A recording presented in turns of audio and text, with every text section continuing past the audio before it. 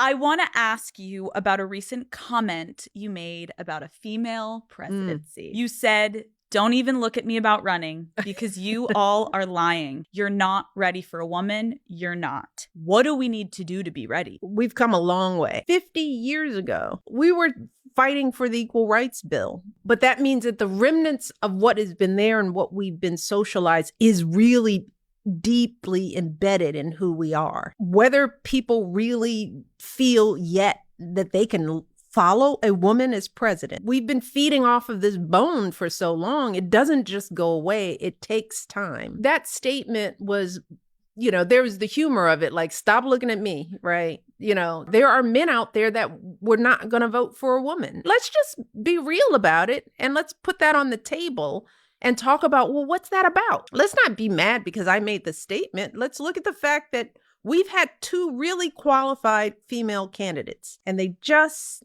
again, if they're not perfect and they don't cross every T and dot every I, there's a falling shortness that is happening that I'd say, look, well, why can't we talk about that? Why are we pretending that didn't just happen? I agree with you, Michelle. I agree with you. My question back to everyone who's like, oh no, we're ready. It's like, how could a woman hold the highest seat in the government when she has less rights than half the population? There were some people, even within the Democratic Party, that disagreed with your statement publicly. People came out and just said, just because we didn't like the candidates, that doesn't mean we aren't ready for a woman. Well, I hope so. That doesn't mean that women should roll up their sleeves and call it a day. Yeah, I think it's going to happen.